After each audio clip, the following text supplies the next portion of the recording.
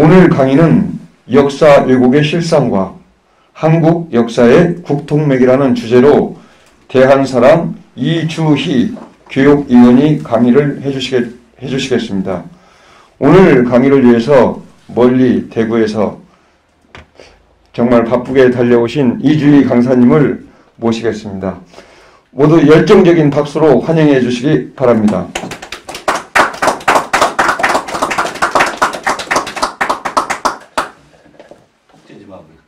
네. 네, 안녕하세요. 저는 대한사랑 교육위원 이주희입니다. 네.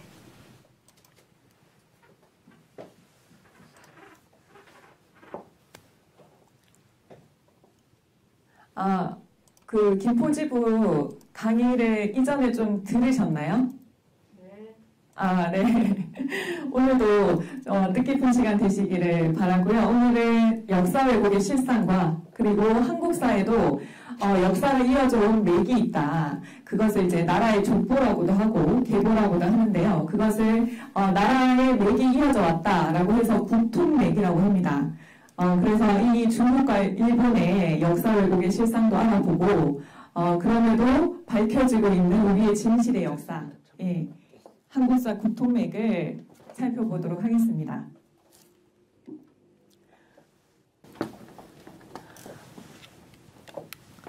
네, 우리 한국사의 고대사는 사실 중국과 일본의 역사 왜곡으로 점철되어 있습니다. 한반도의 북쪽은 중국의 식민지였다라고 해서 소위 한사군, 위만조선, 기자조선 등을 학교에서 가르치고 있고요. 그리고 한반도 남부는 일본의 식민지였다. 일본의 그 식민통칭기구인 임나일본부가 설치되어 있었고, 그래서 고대에는 한반도 북쪽은 중국의 식민지, 그리고 남부는 일본의 식민지로 점철이 된 이러한 역사를 실제로 식민사관에 입각해서 학교에서 가르치고 있습니다. 그것을 이제 우리는 해방 이후에 완전한 역사 광복을 이루지 못했기 때문에 그 식민사학의 계보가 계속해서 이어져 오고 있고요. 그것이 아주 완고하게 고집스럽게 이어져 오고 있죠. 그것을 이제 교과서를 통해서 배우고 있고 그렇기 때문에 이러한 이제 역사를 배울 때는 우리는 누군가의 위임 통치를 받아야 되는 주체적으로 자신의 역사를 이끌어 갈 수 없는 그러한 이제 식민지 나라, 식민지로 시작한 나라구나라는 잘못된 역사관을 가질 수밖에 없습니다. 그래서 이러한 이제 역사관을 타파를 하고 진정한 우리의 국통맥을 바로 세우는 것이 매우 중요한 일인데요. 실제로 이러한 이제 역사관이 세계에서도 통용되고 있다는 것입니다. 미국의 대통령인 트럼프 대통령 때 미중 정상회담이 열렸었는데 그 정상회담 이후에 뒷얘기를 트럼프가 공개를 했습니다. 그런데 그 중에 무슨 얘기를 했냐면 시진핑 주석이 나에게 한국에 관련된 역사 수업을 해줬다. 한 몇 시간 걸쳐서 역사 수업을 해줬는데 그것은 북한에 관한 것뿐만이 아니라 한국 역사 전반에 관한 것이었는데 내가 들어보니까 한국은 사실 중국의 속국이었다. 중국의 일부였다. 이런 이제 표현을 했습니다. 이것이 진짜 그 시진핑 중국 최고 지도자가 한 망언인지 아니면은 트럼프가 맥락을 잘못 짚어서 이렇게 추측을 하고 제대로 이제 이해를 못해서 한 말인지는 분명하지는 않지만 어쨌든 미중 정상회담을 통해서 이러한 얘기가 나왔다는 것은 굉장히 충격적인 일이죠. 그래서 미국 언론에서도 트럼프가 아시아 역사에 대한 식견이 너무 부족하다. 이런 질타를 하기도 했었고요. 그리고 실제 이제 우방국가인 한국이 굉장히 좀 격분할 일이다라고 하면서 우려를 표명하기도 했습니다. 그렇다면은 이 중국이 진정으로 이제 이런 이제 역사 수업을 했다면은 이것은 무엇을 뜻하냐면 바로 이제 동북공정의 일환이라고 볼 수가 있습니다. 중국은 아주 오래전부터 동서남북으로 다양한 역사 공정을 해왔었는데요. 이러한 역사 공정들은 수많은 그 소수민족들 56개에 달하는 모든 소수민족들이 사실은 중국의 일환이다 라고 하는 역사 왜곡 프로젝트를 국가 차원에서 아주 치밀하게 진행을 시켜왔습니다. 예를 들면은 저쪽 그 서북 공정이라고 해서 위구르족도 사실은 중국의 민족, 그리고 서남공정이라고 해서 티벳도 사실은 중국의 민족의 일환이다라고 얘기를 했고요. 우리와 관련된 역사 공정이 바로 동북공정입니다. 이 만주 지역 쪽에 존재했었던 그 나라들, 그 역사들을 모두 중국사로 편입시키는 그런 이제 역사 공정 프로젝트인데요. 그것이 바로 이제 동북공정이고, 그런 동북공정에 따르면은 우리나라 그 고대 역사, 고조선, 그리고 부여, 고구려, 발해, 이러한 나라들이 모두 중국의 역사로 편입이 되게 됩니다. 심지어는 고구려 발해 같은 경우에는 독립된 나라가 아니고 지방 정권이었다. 중국의 지방 정권이었다라고 이제 얘기를 할 정도고요. 우리가 잘 알고 있는 광개토 태왕이라든지 장수왕 이런 분들, 그리고 대조영 이런 분들이 모두 중국인이라는 것입니다. 이렇게 이제 우리의 역사와 실제 그 영토까지도 침탈을 하고 있는 이런 이제 동북공정을 자행을 했었는데요. 최근 들어서는 동북공정의 새로운 버전이 지금 진행되고 있습니다. 그것이 뭐냐면은 중화문명 전파선정공정이라고 합니다. 쉽게 중화문명 선정공정이다. 중화문명 전파공정이다 라고 얘기를 하는데요. 쉽게 좀 많이 언론에서 이제 접해 보셨을 겁니다. 중국이 김치를 파오차이에서 변형된 것이다. 그렇기 때문에 김치의 원조는 우리다. 그렇기 때문에 한국은 김치 도둑이다 라고까지 얘기를 하고 있고요. 그리고 한폭 같은 경우에는 명나라 때 한푸를 변형한 것이다 라고 해서 지금 저기 보이시는 게 중국에서 나온 게임인데요. 그 게임에서 한국 서버를 대상으로 해서 한복을 이렇게 한복 복장을 만들어줬는데 중국에서 왜 중국의 옷을 한국 서버에 이제 그렇게 하냐, 한국에 오신 것처럼 하냐 해서 저 게임이 이제 문을 닫았습니다. 그런 정도고요. 그리고 우리 이제 무형문화재죠. 매듭장까지도 중국의 문화다. 이렇게 얘기를 하고, 심지어는 음식까지 지금 넘보고 있습니다. 삼계탕도 중국의 음식이다. 그러니까 김치, 한복, 삼계탕, 태극기, 부채춤, 아리랑 이런 모든 문화들까지도 전부 중국의 문화로 흡수를 하고 있고요. 그것을 세계에 전파하고 있는 그러한 단계에 와 있습니다. 그렇기 때문에 내년에 지금 베이징 올림픽이 예정되어 있는데요. 베이징 올림픽 홍보 영상을 보시면은 거기에 한복을 입고 상무를 돌리는, 그리고 한복을 입고 장구춤을 추는 이러한 모습이 이제 포착이 됩니다. 그렇기 때문에 이것은 올림픽판 동북공정이 아니냐 이런 얘기까지 나오고 있는데요. 그래서 이제 역사 침탈이라는 것은 영토 침탈뿐만이 아니라 문화 침탈, 결국에는 그 민족의 정신을 말살시켜서 그들의 민족화하는 그러한 이제 작업이라고 생각을 하시면 되겠습니다. 그래서 중국과 일본이 자국 중심의 이러한 이제 역사 인식을 역사 왜곡을 자행을 하고 세계에 전파를 하고 있을 때 과연 우리나라는 무엇을 하고 있는가라는 것을 한번 이제 일례로 보여드리겠습니다.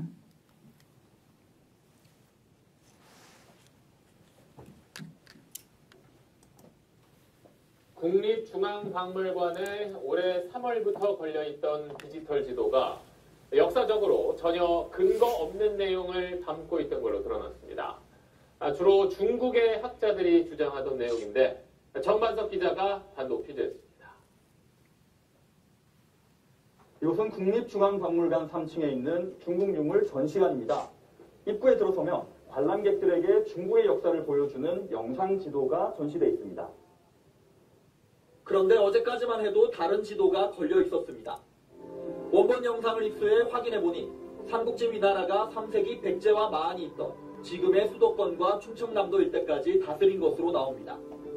또 한나라 영토가 한강 이북 지역을 뒤덮고 있는데 모두 역사적 사실과는 전혀 다릅니다. 위지에 붙은 동의전이라는 의미에서 그렇게 해놓은 것 같아요. 그거는 있을 수가 없는 얘기고. 바로 임금군이나 이런 건 폐지되고 밀려나고 하거든요. 함경 북도 지역까지 한상군 범위라는 것 자체가 전적으로 잘못된 지도예요. 14세기부터 17세기까지 명나라 영토가 만주 지역을 넘어서는 것, 동북공정을 외쳐온 중국의 논리와 크게 다르지 않습니다. 중국 학자들이 주장하는 지도거든요. 소수민족들의 역사까지 다 중국사라는 논리는 이게 중국의 논리거든요. 중국 쪽의 입장을 대변할 수 있는 자료를 보고서 작성한 지도 같다 아니. 3월부터 반년의 전시 기간 동안 박물관을 찾은 관람객은 50만 명이 넘습니다. 지도 제작에 1억 2천만 원을 들였는데 외부 전문가 감수도 받지 않았다가 지적이 나오자 어제 황급히 영상을 수정했습니다. 요번에는 사실은 자문 같은 거나 이런 거에 대해서는 전혀 인력이 없었습니다. 저희 잘못이라는 걸 분명히 알고 있기 때문에 그 조치를 취한 겁니다. 대한민국을 대표하고 또 국민 세금으로 운영되는 이 국립중앙박물관에서 지난해에 이어서 올해도 역사 왜곡 시기가 일만한 그런 전시를 허용했다라는 것은 대단히 충격적이고요. 책임을 다해 소명하고 재발 방지를 반드시 약속해야 할 겁니다. 박물관 측은 영국의 미술사 자료를 근거로 지도를 제작했다 오류가 발생했다며 외부 자문을 받아 디지털 역사 지도 전체를 검증하겠다고 밝혔습니다. SBS 정만석입니다. 네, 보셨듯이 위진 남북조 시대부터 명나라까지 사실 중국의 영토가 우리 충청도까지 들어왔다가 한강 이북까지 들어왔다가 또 만주 지역까지 지배를 했었다라는 이것은 그야말로 동북공정 지도를 우리나라 그 국가 예산으로 집행하고 있는 국립중앙박물관에서 상영을 했다는 것입니다. 그래서 이것이 이제 국정감사에서 하나의 주제로 이제 논의가 됐었고요. 이것을 시정하긴 했지만 이 동북공정이 이미 우리나라에 깊숙이 들어와 있다. 그리고 실제 이 해방 이후에 청산되지 못한 그 사학계를 점령한 강단사뿐만이 아니라 국가 관련 국가기관에도 이미 이 식민사학이 아주 뿌리 깊게 자리를 잡았다는 것입니다. 국립중앙 이러한 일은 이제 예전에 또 있었는데요. 사실 그래서 이제 놀랍지도 않았죠. 당연히 그럴 거라고 생각을 했는데 노무현 정부 때 중국과 일본의 역사 왜곡에 대응을 하고자 동북아 역사재단이라는 곳이 이제 생겼습니다. 그래서 국고를 1년에 한 200억 이상 쓴다고 알려져 있는데요. 동북아 역사재단에서는 동북공정에 대응해서 우리가 이제 뭔가 대응을 해서 액션을 취해야 되는데 놀랍게도 동북아 역사재단에서 중국의 동북공정과 완전히 일치하는 지도를 만들었었습니다. 그래서 이것이 굉장한 논란이 됐는데요. 보시면은 중국의 만리장성이 이미 한반도를 뚫고 들어와 있죠. 그리고 북쪽에는 한사군, 한무제가 우리나라의 식민통치기구를 설치를 했다고 알려져 있는 그 한사군이 자리를 하고 있고요. 그리고 남쪽에는 한반도 남부에는 일본이 임나일본부를 설치했기 때문에 임나일본부를 설치할 때 막강한 국가가 없었다라고 해서 4세기에도 신라 백제가 없습니다. 이러한 지도, 그야말로 이제 식민사관을 한 장에 압축한 지도를 동북아 역사재단에서 우리나라의 국가 예산을 써서 만들었습니다. 이것이 이제 청문회에서는 14점을 받았고요. 14점짜리 지도인데 이것이 47억이라는 혈세가 투입되었다고 합니다. 그리고 이제 최근에는 어떤 이제 역사 왜곡이 또 우리나라에서 계속 이제 진행이 되고 있냐면 문재인 정부 때 100대 국정과제 중에 하나입니다. 100대 국정과제 중에 하나가 바로 이제 가야사 복원인데요.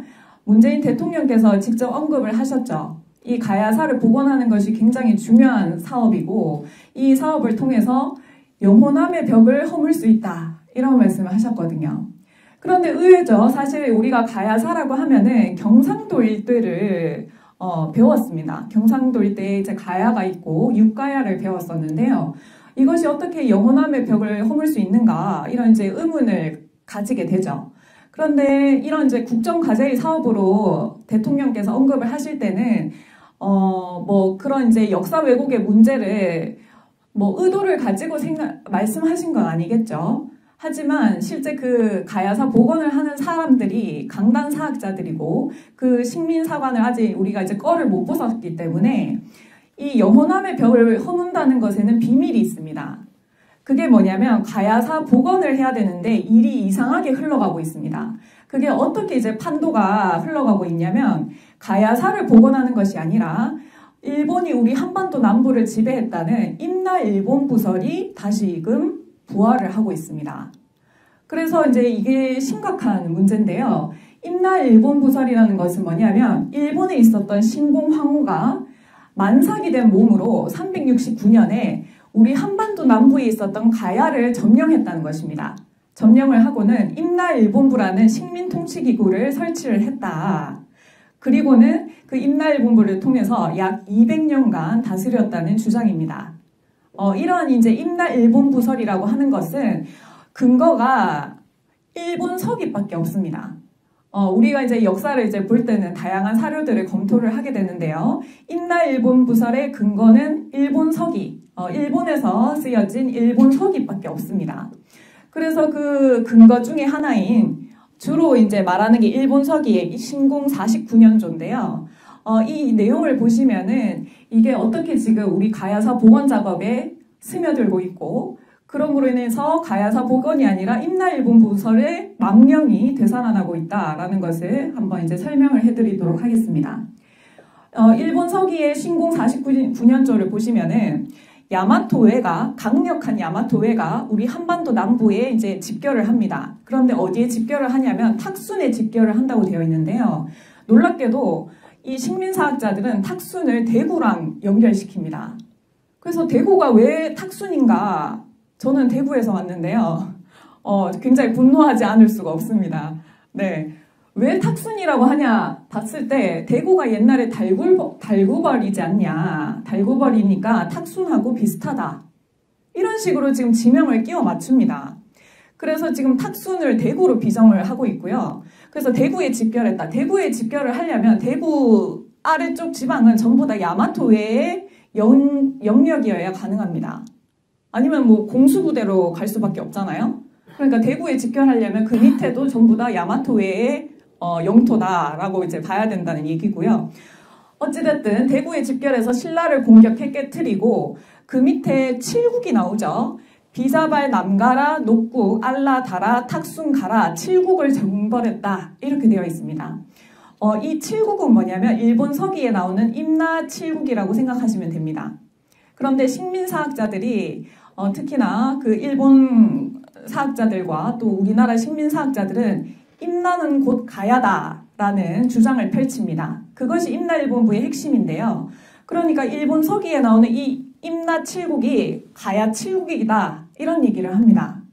그래서 대구에 집결해서 신라를 공격했는데 이후에 가야도 가야 7국을 정벌했다 이런 식으로 이제 해석을 하는 거죠.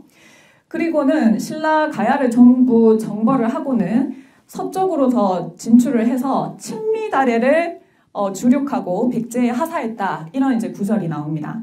그런데 여기서 친미다레는 과연 어딜까 이런 이제 생각을 하다가 뭐 대구도 나오고 뭐 가야 땅도 이제 점령을 했으니까 서쪽에 있는 전라도에 눈을 돌리는 거죠. 그래서 식민사학자들은 친미다레를 어디로 비정을 하냐면 친미다레의 친미다레를 우리나라 그 지명이랑 비슷한 지명을 찾아보려니까 없는 겁니다. 그래서 친미다레를 일본어로 발음을 하면은 도무다레 아니냐. 도무다레니까 그 전남 강진이 옛날에 백제시대 때 도무군이 있었다. 그래서 친미다레를 전남 강진이랑 비정을 시켜버립니다. 이렇게 되면 어떻게 돼요? 지금 강력한 야마토회가 신라와 가야를 정벌을 하고 그리고 전라도까지 진출을 해서 임나일본부를 설치를 했다는 겁니다. 그리고는 그 친미다레는 특히나 백제에 하사를 했다. 이렇게 되면 신라, 가야, 백제가 모두 강력한 야마토회의 식민지, 식민 통치를 받은 나라인 것처럼 묘사를 하고 있죠. 그래서 이제 임나일본부설의 근거로서 신공 49년조를 많이 얘기를 하는데요. 이것은 한일 고대 관계사에 있어서 굉장한 왜곡입니다. 결론부터 말씀드리면 사실 일본이 우리 한반도 남부를 지배해서 설치한 게 임나가 아니고 가야 세력이 반대로 일본 열도를 진출을 해서 대마도나 큐슈에 설치한 분국, 큐슈에 진출한 분국이다. 그것이 이제 임나라고 생각을 하시면 됩니다. 그런데 이런 한일 고대 관계사를 완전히 정반대로 뒤집어 놓는 이러한 것이 이제 임나일본부설인데요. 대통령께서는 가야사를 복원하라고 분명히 지시를 하셨는데 이 가야사 복원 사업의 결정체로서 작년에 가야 본성이라는 특별 전시회를 이제 열게 되었습니다. 그 가야사 복원 작업의 일환이죠. 그래서 국립중앙박물관과 그리고 부산박물관에서 가야 전시를, 특별 전시를 열었는데요. 놀랄만한 것은 그곳에서 전시된 연대표를 보시면요. 임나일본 부설이 그대로 적용되었음을 알 수가 있습니다. 아까 신공 49년조를 보여드린 게 바로 369년 때 일인데요. 369년을 보시면은 가야 7국이 백제와 외의 연합의 공격을 받았다. 이렇게 되어 있습니다. 우리는 우리의 정통 역사서, 우리의 사서는 삼국유사, 삼국사기인데 삼국유사에서는 육가야를 얘기를 하죠. 그래서 금강가야, 뭐 대가야, 고령가야, 소가야, 뭐 성산가야 다양하게 들어보셨을 겁니다. 그런데 그 가야라고 적어놓고는 그 가야는 온데간데 없고 임나 7국의 이름을 넣어놨죠. 그리고 육가야를 임나 7국을 적어놓고는 가야 7국이라고 둔갑을 시켜버렸습니다. 그러니까 이미 우리의 가야 역사를 임나 7국으로 이제 둔갑을 시켰고요. 그렇다면 그 근거는 어디에 있냐라고 했을 때는 지금 서기라고 막 적혀 있는데 이 서기가 뭐냐면 일본 서기입니다. 임나일본 부설의 근거는 일본 서기밖에 없다라고 말씀을 드렸잖아요. 그렇기 때문에 일본 서기를 인용할 수밖에 없는데 일본 서기라고 이제 대놓고 이렇게 기재하기는 뭔가 좀 그러니까 일본자를 빼버렸습니다. 그리고는 삼국사기, 우리나라의 정통 사서죠. 삼국사기 같은 경우에도 사기라고 해놓고 동국여지 승남도 승남이라고 그냥 적어놨습니다. 삼국유사도 유사라고 지금 적어놨죠. 식민사학자들도 논문을 쓸 때나 이런 참고 문헌을 인용을 할 때 이런 식으로 축약 용어를 쓰는 경우는 없습니다. 네, 이런 식의 이제 축약 용어를 쓰는 경우가 없는데 일본 서기를 반영한 것을 숨기기 위해서 그 의도를 가지고 지금 일본 서기는 서기, 삼국유사는 유사, 삼국사기는 사기 이런 식으로 이제 기재를 해놨다는 것이죠. 그렇기 때문에 이것이 굉장히 큰 문제인데요. 사실 그 임나일본 부설이 성립을 하려면 4세기 때 강력한 야마토해가 있으려면 우리나라 한반도 남부에는 야마토해보다 강력한 국가가 이제 존재를 하면 안 되겠죠. 그래서 그 시대를 비교를 해보니까 삼국사기의 내용과 일본 서기의 내용이 너무나도 다른 겁니다. 그래서 일본 사학자들과 그리고 우리나라 그 식민사학자들은 어떻게 하냐면 이 삼국사기의 초기 기록은 믿을 수 없다라고 해서 삼국사기 초기 기록 불신론을 만들어냅니다.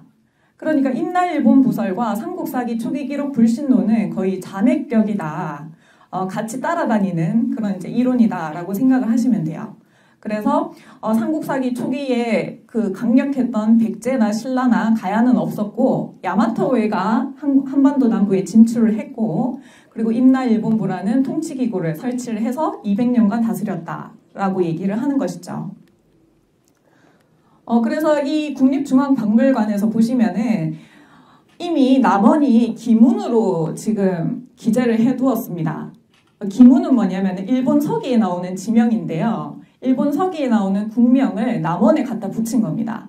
아까 말씀드렸죠. 탁수는 뭐 달구벌이랑 비슷하다 해서 대구로 이제 지명을 하고 친미달에는 전남 강진 식으로 이제 억지로 엉터리로 국명과 지명을 지금 이제 매칭을 시켜 놓았는데요. 이런 이제 일본 서기에 나오는 다양한 국명들이 지금 이제 기재가 되어 있고 여기에 대한 이제 항의가 많았죠. 그러다 보니까 부산 박물관 때는 그 지명을 뺀 모습입니다. 일부를 뺐는데요.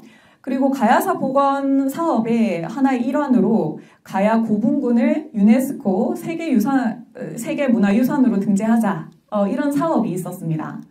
그래서 굉장히 좋은 일이죠. 가야 고분군이 세계문화유산으로 등재된다면은 굉장히 환영할 만한 일인데 보시면은 여기에 뭐가 들어가 있냐면 합천을 다라국이라고 적어 놓았고 그리고 남원을 기문국으로 설정을 해서 위치 비정을 해서 등재를 하려고 했던 것입니다. 다라국과 기문국은 일본 서기에 나오는 국명이거든요. 그리고 언제부터 우리가 그 전라도 남원이 가야 땅이었냐, 가야의 역사에 포함된 적이 없었는데 전라도까지 진출을 했다는 겁니다. 그것도 이제 임나가. 예. 그렇기 때문에 굉장히 큰 문제가 되고요. 만약에 그래서 이제 이러한 문제에 대해서 문제의식을 가지셨죠. 남원 국민분들이, 시민분들이. 그래서 이제 그 제동을 거셔서 지금은 이제 제동이 걸린 상태인데, 이 남원에 뭐 김웅국이 만약에 등재가 됐다라고 하면은 어떤 일이 벌어지냐면, 일본 서기에 의하면은 김웅국 주변에 대사국이 있어야 되고요. 대사국 주변에 또 임나사현이라는 게 있습니다. 그러니까 이 김웅국이 등재되는 것은 김웅국으로 끝나는 일이 아니라 일본 서기에 나와 있는 다양한 지명들이 우리나라에 포진되게 되는 그 포문을 여는 그러한 이제 계기가 될 수도 있다는 것이죠. 그렇기 때문에 우리 국민들이 우리의 역사를 제대로 알고 적극적으로 임하는 것, 적극적으로 우리의 역사를 바르게 알고 지키는 것이 굉장히 중요합니다. 그래서 지금 동북아시아는 사실 총성은 없지만 역사 전쟁 중이다. 역사 전쟁 중에 놓여 있다라고 생각을 하시면 되겠습니다. 이러한 이제 치열한 전쟁 중에서도 사실 우리 내부 그 자정 능력이 없다는 것이 가장 큰 문제죠. 그 식민사학의 계보가 계속해서 이어져 오고 있고 그러한 어떤 대처 능력이 떨어진다는 것이 내부의 적이 가장 무섭다고 하지 않습니까? 그래서 이러한 역사 전쟁 중에는 우리 국민들이 더욱더 깨어져서 역사에 관심을 가지고 역사를 수호하는 그런 노력이 필요합니다.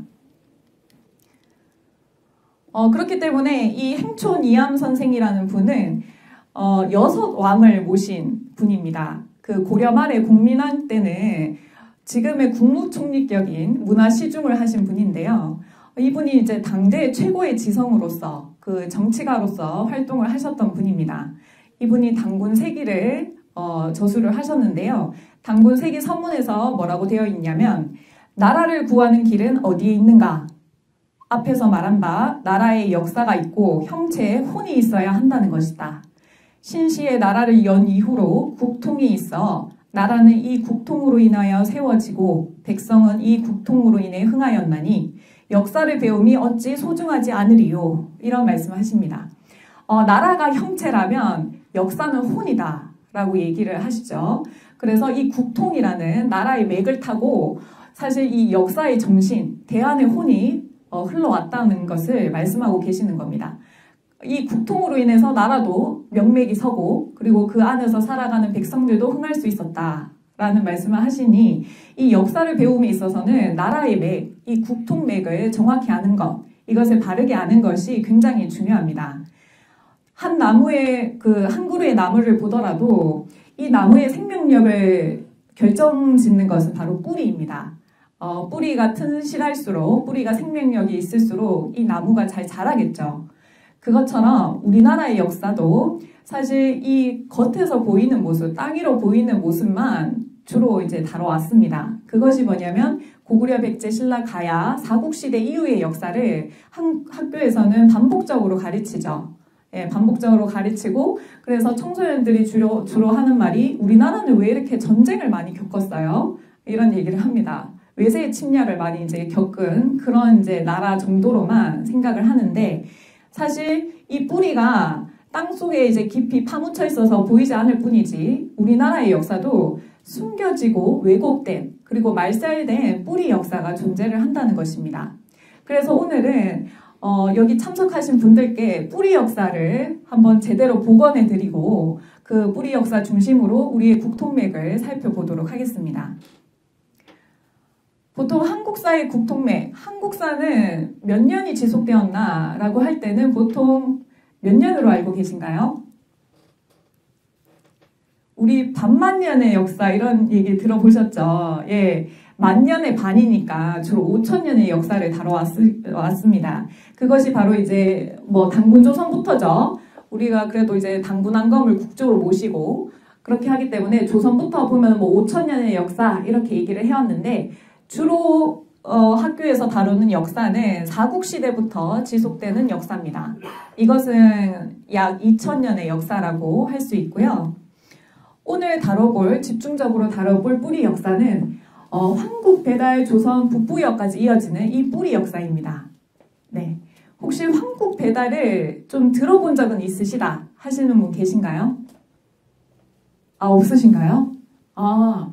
그 조선부터 보통은 이제 학교에서 배우셨을 겁니다. 그래서 조선을 건국하신 단군왕검, 그래서 우리는 당군의 후예다, 당군의 자손이다 이런 얘기는 들어보셨죠? 예. 그런데 배달의 민족이다 이런 얘기도 들어보셨죠? 예. 우리가 이제 지금은 배달 앱으로 유명해서 젊은 친구들도 많이 알고 있지만 사실 그 배달 앱을 만든 그 CEO도 우리는 예전에 배달국이라는 나라가 있었고 배달의 민족이라는 얘기를 해왔다. 그래서 그런 중의적인 의미를 담았다라고 자서전에 쓴 바가 있습니다. 그래서 이 배달의 민족, 사실 당군조선 이전에는 배달국이라는 나라가 존재를 했었고 그 이전에는 또 황국이라는 나라가 있었다라는 것이 사료와 그리고 유물 유적을 통해서 역사가 복원되고 있습니다. 그래서 이것이 밝혀지고 있고 우리의 뿌리 역사가 당군조선 이전에 황국 배달이 추가됐을 뿐인데요. 놀랍게도 이 뿌리 역사는 근 7200년에 달합니다. 나라가 많이 바뀌진 않았지만 이렇게 오랜 기간 지속이 되었다는 것은 그만큼 안정적이고 높은 수준의 문화를 구가했었던 국가가 있었다라는 것을 알 수가 있습니다. 그래서 이 황국부터 보면은 거의 9000년에 달하는데요. 반만 년이 아니라 1만 년 정도의 광활한 유구한 역사를 가진 민족이다라는 것을 오늘 한번 같이 복원을 해보도록 하겠습니다.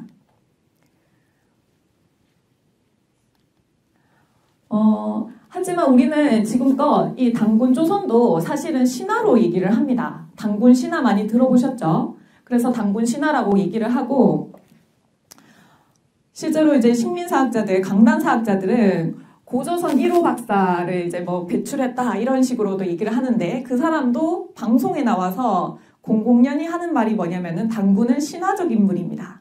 당군은 신화입니다. 이런 얘기를 공식적으로 얘기를 합니다. 예. 그래서 지금 당군 왕건께서도 제대로 자리를 잡지 못하는 그러한 실정이고요. 당군 조선이 그렇다 보니까 그 이전에 있었던 황국 배달도 신화로 여겨지고 있고 이때는 열국시대입니다. 열국시대 뭐 북부여, 동부여도 있었고 뭐 옥저, 동해, 낙랑 이런 이제 여러 나라들이 있었던 시대인데 이 열국시대는 뭘로 덮여버렸냐면 중국의 식민지인 기자조선, 위만조선, 한사군으로 가르치고 있습니다. 이것이 뭐냐면 중국의 은나라 사람인 기자를 조선의 왕으로 봉했다라고 해서 기자가 조선을 통치했다라고 하는 기자조선이고요. 이후에 연나라 사람인 위만이 이제 망명을 옵니다. 도망쳐 왔는데 그 은혜를 이제 저버리고 기자조선의 마지막 왕을 이제 내쫓습니다. 내쫓고는 자신이 왕이 돼서 기자조선이 있었다라고 얘기를 하고 그 이후에 위만의 손자인 우거를 멸하고 한무제가 그곳에 식민통치기구를 설치했다라고 하는 한사군을 이야기하죠. 근데 이 모든 것들이 이 중국 식민지의 영토는 그렇다면 어디냐라고 했을 때는 한반도의 평양 근교다 이렇게 얘기를 합니다. 그래서 식민지 역사도 어떻게든 그 반도 내에 축소된 역사로 가르치고 있습니다. 그래서 반도를 못 벗어나는 그런 이제 역사를 얘기를 하고요. 그리고 고구려 백제 신라는 뭐 어디서 왔는지도 모르는데 갑자기 이제 생겨나고 그리고 가야는 또 강력한 야마토회가 한반도 남부를 200년간 지배했다고 하는 임나일본 부설로 이제 왜곡시켜서 가르치고 있는 것이죠. 그래서 우리는 이것을 보더라도 우리는 뿌리를 잃어버린 민족이다. 이렇게 생각하시면 됩니다. 뿌리를 잃어버렸기 때문에 우리 본래의 역사를 모르고 우리 본래의 그 대한의 혼을 잃어버린 민족이다 라고 생각을 하시면 되죠. 거기다가 잃어버린 데다가 또 중국과 일본의 역사 왜곡, 이 중화사관과 침략사관으로 얼룩진인 그 역사를 배우고 있고 그 역사로 이제 막혀 있다는 겁니다. 그래서 이 뿌리를 찾아서 맥을 뚫어야 되는데 사실 이 뿌리 역사를 아는 사람과 모르는 사람은 완전히 질적으로 다른 사람입니다. 이 뿌리 역사를 이제 복원을 할 때만이 진정한 대한사관을 회복한 대한국인이다 라고 얘기를 할 수 있고요. 똑같은 대한민국에 살고 있다 하더라도 이 뿌리 역사를 모르고 이 중국과 일본의 그 식민사관으로 얼룩진 역사를 이제 가지고 있다면 그러한 역사관으로 살아간다면 그 사람은 대한국인이 아니라 소환국인이다. 이렇게 이제 말씀을 드릴 수가 있겠죠. 그렇기 때문에 오늘은 이 국통맥을 바로잡아서 뿌리 역사를 회복하는 것이야말로 우리의 진정한 대한사관을 회복하는 길이다 라고 말씀을 드리겠습니다. 우리의 역사를 회복을 할 때는 우리의 역사서, 우리의 전통 사서인 삼국사기와 삼국유사를 빼놓을 수가 없습니다. 그런데 이 중에서도 삼국유사를 보시면요. 삼국유사의 가장 첫 기사입니다. 그것이 뭐냐면 고조선조인데요. 이 고조선조는 놀랍게도 우리 황국배달 조선의 맥을 다 포함하고 있습니다. 그러니까 황국배달 조선은 삼국유사만 보더라도 나오는 기사죠. 보시면은 삼국유사 고조선조는 위서와 고기를 인용을 하고 있는데요. 보시면은 먼저 조선을 얘기는 하고 있지만 그 이전에 옛적에 황국이 있었다라는 기사가 있습니다. 그리고 이후에 배달국은 환웅 첨언께서 신시의 터를 잡으시고 배달국을 여셨다라고 되어 있기 때문에 신시는 곧 배달국을 의미합니다. 놀랍게도 삼국유사 고조선조만 보더라도 황국 배달 조선의 맥이 담겨져 있는 겁니다. 그 전체 맥을 잡을 수가 있고요. 그런데 이 삼국유사에 나타난 환인 환웅 이야기가 사실은 단군 신화로 많이 각색이 되었죠. 그래서 우리는 이제 신화적인 이야기로만 알고 있는데 사실 모든 민족의 역사의 첫 시작을 보면은 신화가 없는 나라는 없습니다. 그래서 어떤 교수님은 이런 얘기를 하세요. 신화가 없는 역사는 시작이 없는 역사다. 그렇기 때문에 모든 역사체계는 사실 신화로 시작을 합니다. 그렇다면 이 신화라는 어떤 상징체계 그 안에 역사적 진실이 있다는 것을 알고 그 진실을 발굴하기 위해서 노력하는 것이 학자의 자세인데 우리나라 식민사학자들은 어떻게 해요? 너무 신화 같은 얘기야 하면서 삼국유사의 가치를 떨어뜨리는 그러한 발언을 서슴지 하고 있습니다. 그래서 그러한 자세는 이제 학자의 자세로도 옳지 않다라고 말씀을 드리는 건데요. 사실 삼국유사를 기반으로 해서 우리가 알고 있는 단군신화 이것을 한번 이제 다시금 한번 보고요. 그 신화 체계를 통해서 우리가 실제 건질 수 있는 실제 그 속에 담겨 있는 역사적 진실이 뭐냐라는 것까지 오늘 살펴보겠습니다. 일단 단군신화의 내용은 하늘에 환인이라는 하나님이 계셨고 그분에게 환웅이라는 아들이 계셨는데 이분이 인간 세상을 다스릴 포부를 가지고 계셨다고 알려져 있죠. 그래서 이분이 이제 환웅께서 인간 세상으로 내려오시는데 그 터를 잡으신 곳이 바로 이제 백두산이라고 되어 있습니다. 백두산에 내려왔더니 누가 있었어요? 단군신화에 따르면 네, 곰과 호랑이가 있었죠. 예, 곰과 호랑이가 있어서 당신들과 같은 인간이 되고 싶습니다. 이런 주청을 올리니까 환웅께서는 좋다. 인간이 되는 방법으로 마늘과 쑥을 먹고 100일 동안 수행을 하거라. 이런 이제 공부법을 전하셨다고 알려져 있습니다.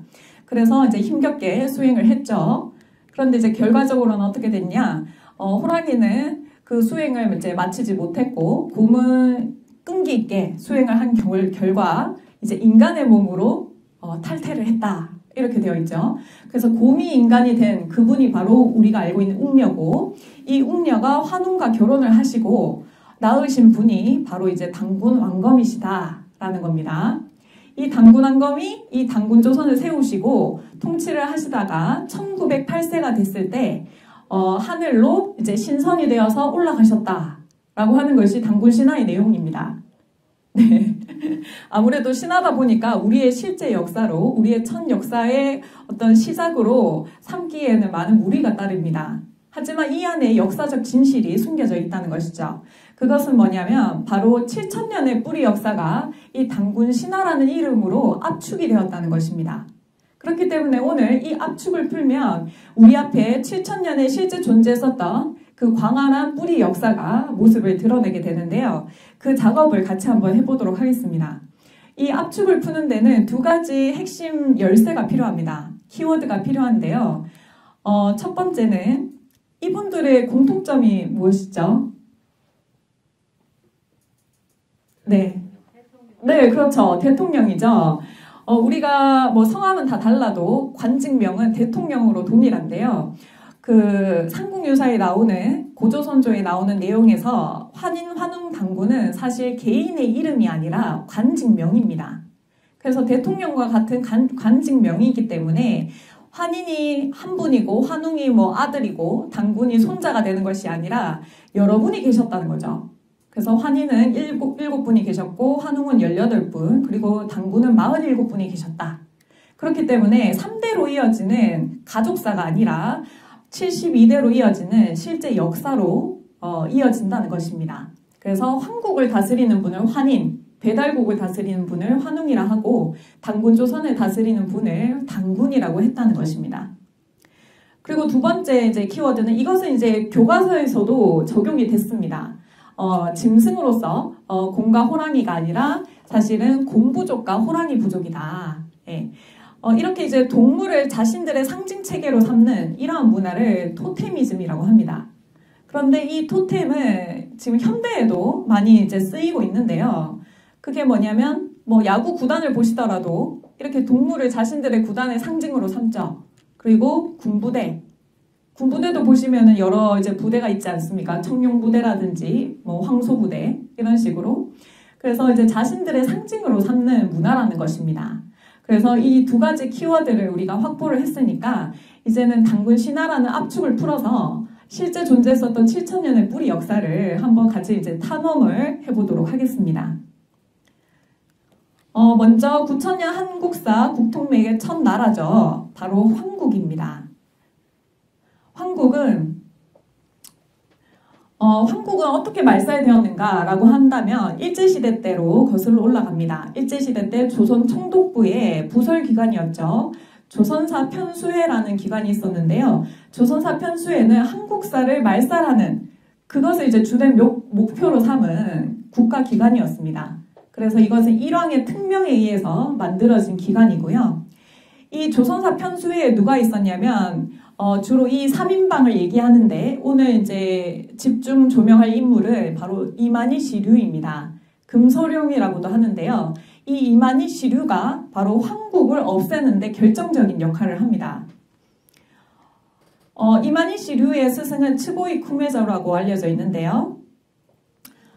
츠보이 쿠메조가 사실 어떤 교정을 봤었어요. 동경대제본을 보시면은 이 삼국유사에 석유 황국, 아까 보여드렸죠? 옛적에 황국이 있었다. 그 원문이 바로 이 네 글자입니다.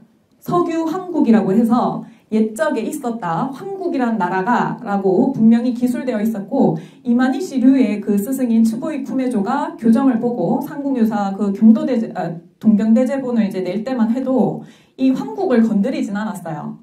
그런데 이만희 시류가 이후에 어떤 일을 하냐면은 황국으로 전해지던 판본을 환인으로 변조를 하게 됩니다. 그래서 어떻게 되냐면은 옛적에 있었다 환인이라는 사람이 이렇게 돼버립니다. 그래서 보시면은 글자가 지금 뭔가 더 쓰여진 그런 이제 느낌이 드시죠? 보시더라도. 그러니까 나라 국자에다가 글씨를 더 써서 인자로 바꾼 것인데요. 굉장히 머리가 좋은 사람이죠. 사실은 삼국유사를 활용을 해서 삼국유사에 나오는 석유 황국에서 한 글자를 바꿈으로 인해서 한 나라의 존재사를 뭐 한 사람의 신화로 한 사람이 존재했던 것 마냥 한 사람의 어떤 신화로 변조를 하게 하는데 이만희 시류가 이러한 이제 작업을 했다는 겁니다. 그래서 황국이라는 나라가 없어지는 한국사 말살에 결정타를 날렸다. 이렇게 이제 말을 할 수가 있는데요.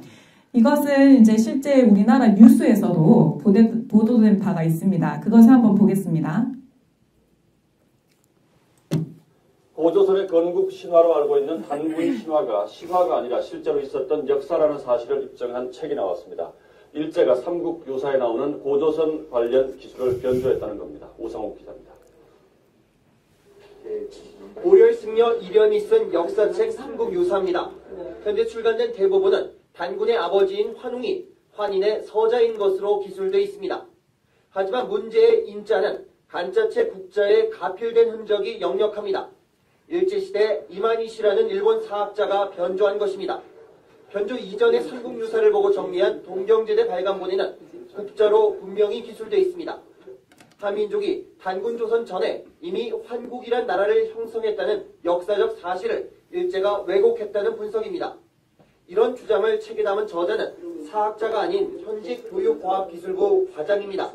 그때 일본 역사학교 가서 왜곡 사건 났을 때 그때 제가 실무반장을 맡았습니다. 한일 관계 역사뿐 아니라 고조선 역사가 왜곡됐다는 걸 알고 그때 대책반에서 관련 자료를 조사했습니다. 성 과장은 4년 동안 방대한 사료를 모아 단군조선이 허구적 신화가 아니라 실제 역사임을 조목조목 증명해 사학계에 큰 파장을 불렀습니다. 학문적으로 한번 굳어지고 나면은 이것이 회복되는데 100년, 200년이 걸린다고 합니다. 그래서 그 도구만에 잡혀있기 때문에 우리 고조선의 본질을 보지 못한다고 봅니다. 비단 역사학자뿐 아니라 일반인도 바른 역사에 관심과 애정을 가져야 한다고 본과장은 강조합니다. SBS 우상욱입니다. 고조선의 건국. 네, 그래서 황국이라는 나라는 사실 인류 최초의 나라다. 이렇게 이제 보시면 되고요. 한 민족의 특정 나라라고 보기보다는 세계 연방 국가였다라고 생각을 하시면 됩니다. 그래서 12분국으로 나누어서 다스렸고 천산을 중심으로 이 12분국이 존재를 했고 우리는 지금 서기는 잘 알잖아요. 서기는 2021년으로 잘 알지만 이 황국이 세워진 이 황기도 오늘 이제 한번 아시는 거죠. 이 황기는 9218년이다. 올해로. 네, 그렇게 이제 생각을 하시면 되고요. 실제 황국은 3000년 동안 지속된 굉장히 무병장수하는 그런 이제 뭐 안정적으로 나라가 오래 지속된 그런 인류 최초의 나라입니다. 7분의 환인이 다스렸다고 알려져 있고요. 이러한 나라를 볼 때 우리는 이제 일반적으로는 학교에서 배운 바대로 생각을 하면 구석기, 신석기 이런 식으로 이제 역사 시대를 구분하잖아요. 그러다 보면은 고대일수록 미개할 것이다. 원시인들의 시대 뭐 이런 식으로 이제 생각하기 쉬운데 오히려 세계 석학들은 다른 이야기를 하고 있습니다. 세계 거성 문화를 연구하는 마샬 같은 경우에는 고대 사람들은 평화롭고 창조적인 문명의 황금 시대를 누렸다. 이런 얘기를 하죠. 고대인데도 오히려 황금 시대가 존재를 했다라고 얘기를 하고 또 스티븐 테일러 같은 분은 BC 4000년을 경계로 그 이전 시대는 황금 시대였고 그 황금 시대는 어떤 시대냐라는 것을 봤을 때는 어떤 집단이나 집단과 집단이 싸우지도 않았고 또 도둑질을 하지도 않았으며 여성과 남성의 지위는 평등했고 또 인간과 자연 사이의 조화가 충만한 시대 그런 살기 좋은 유토피아 같은 황금의 시대가 오히려 고대에 있었다라고 얘기를 합니다. 이러한 이제 황국이 지속되고 나서 이 부근이 사실 이제 기후 변화를 겪게 됩니다. 그래서 굉장히 이제 추워지고요. 인구도 급격하게 늘어남으로 인해서 사람들이 이제 동서로 이동을 하게 되는데 이때 동쪽으로 이동한 인물이 누구냐면은 바로 환웅천왕입니다. 그래서 하늘에서 떨어지신 게 아니라 천산에서 이동을 하신 거죠. 네, 하늘에서 오신 게 아니라 천산에서 이 동쪽에 동방 땅으로 이동을 하시고 터를 잡으신 곳이 바로 백두산입니다. 백두산의 터를 잡으셔서 배달국을 여시고요. 그리고 서쪽으로 이동한 무리들, 그 무리들이 바로 이제 수메르, 서양 문명의 뿌리라고 알려져 있는 수메르 문명을 열게 됩니다. 그래서 이 황국에 살던 사람들을 환족이라고 하는데요. 이 환족이 거의 한 지금으로부터 6000년 전에 기후변화와 또 인구 증가로 인해서 동서로 이동을 하면서 많은 문명들이 태동되게 됩니다. 그리고 뭐 베링 해협을 건넌 사람들은 인디언 문명을 세웠다. 인디언 문명의 뿌리가 된다라고 알려져 있죠. 그렇다면은 그렇게 이제 이동한 환족 중에서 누가 정통을 이었냐라는 것도 중요한 문제인데요. 그 증거로는 바로 이제 환웅천왕께서 마지막 환인이죠. 마지막 이제 지위리 환인에게서 천부인을 받아가지고 왔다라고 알려져 있습니다. 그래서 천부인은 또 인이 도장으로도 지금 추측이 되고 있는데요. 우리가 이제 뭐 조선왕조실록을 보더라도 왕위를 계승할 때는 옥새를 전해주잖아요. 예, 그렇죠. 이 정통성을 잇는 그런 이제 정통성을 잇는다는 그런 이제 상징으로서 천부인을 가지고 오셨다고 알려져 있습니다. 실제로 환웅천왕께서 이 천산에서 백두산으로 오셨죠. 그때 곰호랑이 같은 짐승이 있었던 것이 아니라 곰부족, 호랑이 부족이 있었다는 겁니다. 웅족과 호족이 있었다는 거죠. 그런데 실제로 수행을 했다고 합니다. 그렇다면 이 사람들은 지금 사람인데 이미 짐승이 아니라 사람인데 왜 수행을 했던 것인가 라고 이제 봤을 때는 사람다운 사람이 되는 방법으로서 그런 이제 공부법으로 수행을 제시했던 것으로 보입니다. 그래서 외형만 사람이라고 사람이 아니라 정말 이제 내면까지 깨어져 있는, 내면까지 뭔가 자기 수양이 된 그러한 이제 참된 사람, 인간다운 사람을 지향을 했다는 거죠. 그런데 수행 과정에서 실제로 호족 같은 경우에는 끈기가 부족했다고 알려져 있습니다. 그래서 결국 교화되지 못하고 퇴출이 되었다라고 하고요.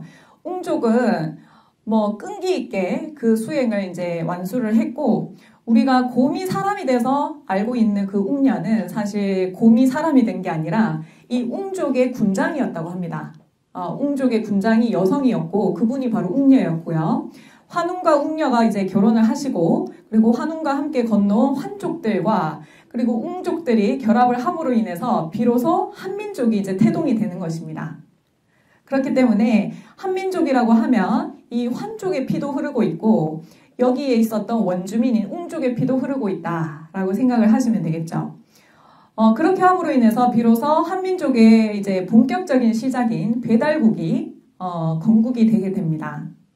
배달국은 보시면은 환웅천하께서 백두산에 터를 잡으시고 그곳을 이제 신의 도시라고 이제 명명을 하셨는데요. 그래서 신시 배달국이라고도 합니다.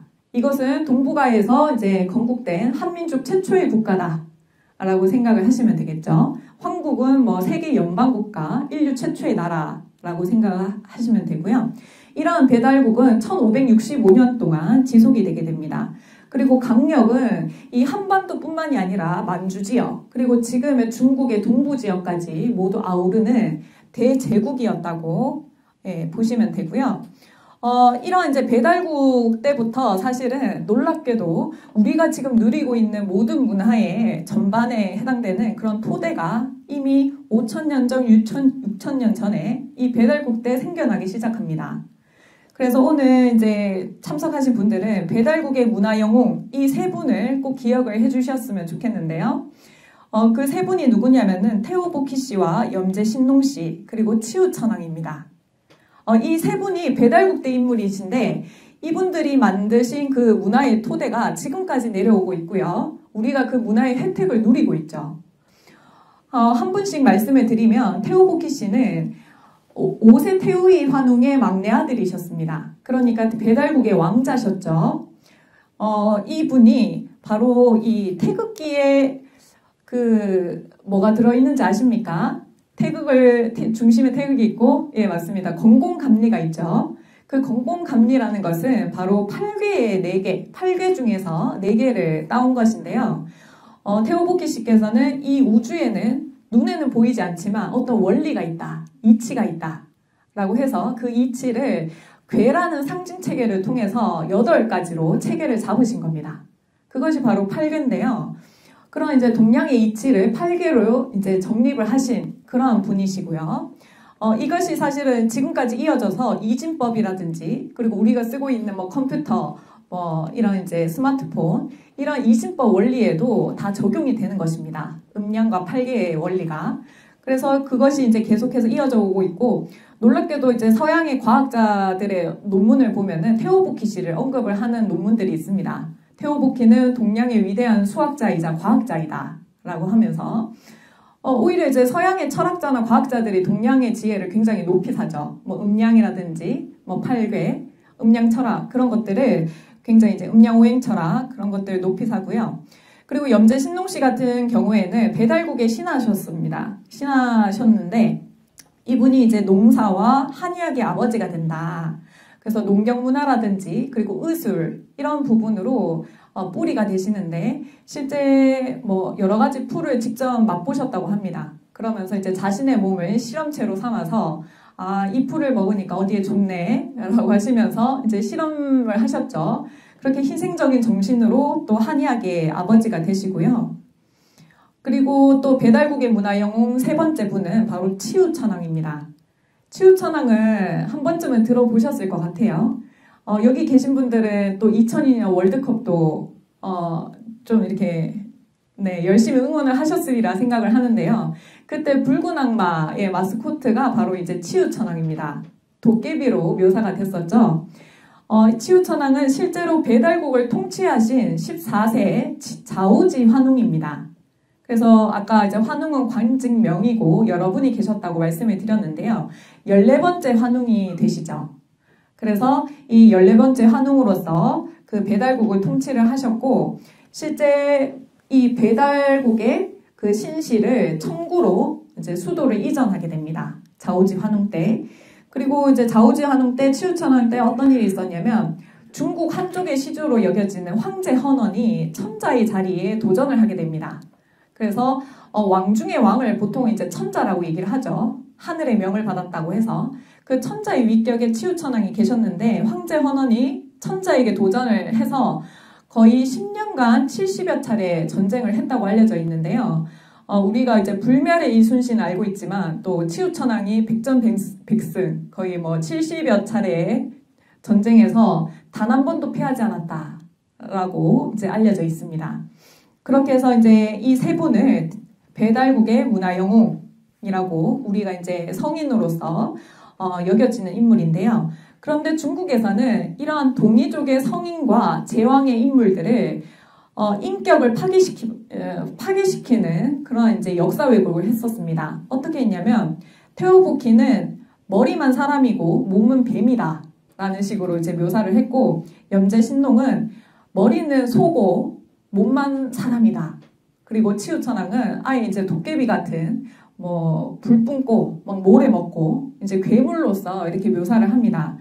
그 이유는 뭐냐면, 배달국의 인물들을 신화적인 인물로 묘사를 함으로 인해서 실제 존재했었던 동이족의 역사를 숨기는 거죠. 그렇게 함으로 인해서 이제 중국의 역사를 더 복원시키려고 하는 작업을 했었는데요. 지금에 와서는 어떤 행보를 보이고 있냐? 중국은 이들을 모두 실존 인물로 인정을 합니다. 그리고는 자신들의 조상으로 홍보를 하고 있습니다. 그래서 태오보키가 태어난 곳, 뭐 태오보키 씨가 이제 돌아가신 곳 이러면서 이제 사당을 지어서 매년 행사를 하고요. 태오보키 씨는 실제로 인문 시조다. 인문의 시조가 되신다. 그렇게 해서 이제 자신들의 조상으로 막 홍보를 하고 있습니다. 염제신농인과 또 치우천왕은 마찬가지고요.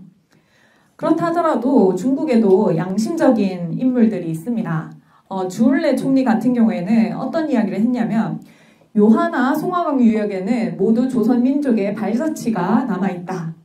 거기에 보면은 그곳에서 발굴되는 문물, 비문 등에서 증명이 되고 있고, 조선 문헌에도 흔적이 남아있는데, 그렇기 때문에 고대부터 조선이 중국의 속국이었다고 말하는 것은 황당한 거짓말이다. 이런 이제 양심 발언을 하시는 분도 있습니다. 그렇다면 요하 유역, 그쪽에서 이제 발굴되는 문명이 뭐냐라는 것을 봤을 때는, 우리가 세계 문명권을 봤을 때 4대 문명권을 얘기를 합니다. 많이 들어보셨죠? 황하 문명, 이집트 문명, 메소포타미아 문명, 그리고 인더스 문명을 얘기를 하는데요. 놀랍게도 이 요하 지역에서 지금 보시는 홍산문화라는 것이 발굴이 됩니다. 이것은 제5의 문명으로서 20세기 최대 발굴 사건이다 라고까지 얘기를 하는데요. 그 이유는 뭐냐면, 이 4대 문명보다 연도가 훨씬 더 거슬러 올라가는데 높은 수준의 문화 수준을 보여주고 있고요. 이미 국가 단위로 진입을 했다라는 것을 보여주고 있습니다. 중국 같은 경우에는 처음에는 이제 좋아했을 수도 있어요. 왜냐하면 지금은 중국의 땅이니까. 그런데 조금 중국이 아차했던 게 뭐냐면은, 중국은 만리장성을 쌓으면서 그 만리장성 안으로는 뛰어난 그 자신의 한족이 있고, 만리장성 밖에는 뭐 벌레들과 같은 오랑캐들의 지역이다 이렇게 얘기를 해왔습니다. 그래서 중국은 스스로 한족이 있고, 한족을 중심으로 동서남북의 다른 이민족들을 모두 오랑캐라고 얘기를 했어요. 그래서 뭐 동이, 서융, 남만, 북적이라고 해서 그렇게 이제 자문화 중심적으로 이제 얘기를 해왔었는데, 놀랍게도 이 만리장성 밖에서 황하 문명보다 더 뛰어난, 그리고 더 오래된 문명이 제5의 문명이 출토가 되게 된 겁니다. 그래서 이제 중국은 충격에 빠졌죠. 그리고 실제로 이 홍산 문화를 이제 발굴을 할수록 출토되는 유물과 유적들을 볼수록 사실 이제 중국 한쪽과는 거리가 멀고 오히려 한민족과 연관성이 높은 것이 드러나고 있습니다. 그렇기 때문에 이제 중국은 누구의 문명인지는 알 수 없는 신비의 왕국이다 이런 식으로 플랜카드를 걸어놓기도 하고요.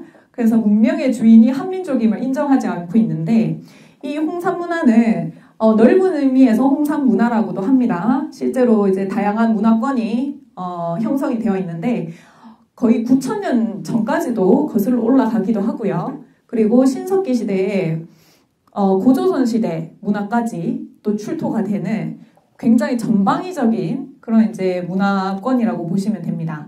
그래서 넓은 의미에서 여기는 이제 빨간 산들이 많습니다. 그 지질 성분이 그래서 그렇기 때문에 이제 홍산 문화라고도 하고 또 요하 지역에서 출토가 되기 때문에 요하 문명이라고도 하고요. 또 발해 연안 문명이다라고 부르시는 학자들도 있습니다. 어쨌든 이 홍산 문화가 정말 이제 세계적으로 충격을 안겨준 제5의 문명 발굴 사건이다라고 말씀을 드릴 수가 있고요. 1984년에 이 5,000년 전에 여신상이 홍산 문화에서 발굴이 됩니다. 그래서 중국 고고학계에서 이제 충격을 먹었고 또 전 세계적으로 파장을 일으켰죠. 이러한 발굴 소식은 사실 한 문명의 탄생을 알리는 신호탄이다. 이렇게 말씀을 드릴 수 있는데요. 이 여신상의 모습을 보시면은 반가부자라고 하는 이런 이제 수행 자세를 취하고 있습니다. 실제로 우리가 이제 그 당군의 역사로서 이제 수행을 어떤 공부법으로 제시했던 그런 이제 사료적 근거도 있는데 이 수행을 하는 자세를 취하고 있고 서양의 여신상 같은 경우에는 주로 육체미를 뽐내죠. 관능적인 그런 육체미를 뽐내는데 이 홍산 문화에 출토된 동양의 여신상은 오히려 수행을 하는 자세를 취하고 내면을 꿰뚫어 보는 듯한 이런 이제 성숙한 아름다움을 보여주고 있다라고 하고요. 놀랍게도 그 시절에 지금으로부터 뭐 짧게 잡아도 5,000년 전, 6,000년 전인데 눈은 옥을 갈아서 넣었습니다. 그래서 그러한 기술이 도대체 어디 있었냐라는 이제 놀라움을 자아내죠. 또 홍산 문명에서 출토되는 발굴되는 그런 이제 유적들을 보시면요, 총묘단이라고 무덤 그리고 또 사원, 제단 이 총묘단이라고 하는 3요소가 모두 출토된다는 것은 무엇을 의미하냐면 바로 5,500년 전에 이미 국가 단위로 진입을 했다라는 것을 의미를 합니다. 그렇기 때문에 이 총묘단 3요소가 모두 갖춰져 있다라는 것은 엄청난 사건인 거죠. 네. 그리고 이제 이 모양을 보시면요, 이러한 모양도 다 의미가 있습니다. 요즘 뭐 오징어 게임 때문에 원방각이 유명하죠. 동그라미, 세모, 네모가 유명한데 이 원방각의 그런 이제 문화는 우리 한민족이 예로부터 그 하늘과 땅의 정신을 꿰뚫어서 하늘과 땅의 정신을 그대로 적용한 문화입니다. 그래서 보시면은 무덤 같은 경우에는 방형으로 되어 있고 제단은 원형으로 되어 있죠. 이것은 무엇을 뜻하냐면 하늘의 정신은 원만하고 둥글다. 그리고 땅의 정신은 방정하다라고 해서 천원 지방 사상이 적용된 모습입니다. 그래서 고대 한민족의 그런 어떤 철학적 깊이가 상당히 깊었구나라는 것을 알 수 있고요. 이러한 원형 제단을 복원한 모습입니다. 복원을 해봤더니 이렇게 원형으로 돼서 3단으로 이루어진 이러한 이제 제단의 모습이 이제 복원이 되는데 이 모습은 지금 중국의 북경에 가보시면 똑같은 모습으로 되어 있습니다. 북경 첨단공원에 가보시면은 원형으로 된 3단으로 된 제단을 쌓아 올렸는데 어떤 문화 전수 경로를 보거나 그런 이제 연대 측정을 해봤을 때는 우리 홍산 문화에서 황하 문명 쪽으로 이렇게 이제 문화가 전수되었다라는 것을 알 수 있습니다. 하늘의 제를 지내는 이런 이제 제단 문화, 제천 문화는 전 세계적으로 동시적으로 이제 출토가 되는데요. 미국에도 이제 몽크스 마운드라든지 그리고 이집트에 있는 피라미드는 본래 무덤으로 알고 있지만 초기 피라미드는 끝이 평평했습니다. 제단으로 쓰였기 때문인데요. 이런 이제 제단은 전 세계적으로 많이 출토가 되고 또 이제 중동 지역으로 가보시면은 하늘과 맞닿은 산이 별로 없습니다. 그러다 보니까 이런 인공산을 쌓아서 꼭대기에서 제를 지내는 이런 이제 지구랏이라고 하는 형태의 제단이 많이 존재를 합니다.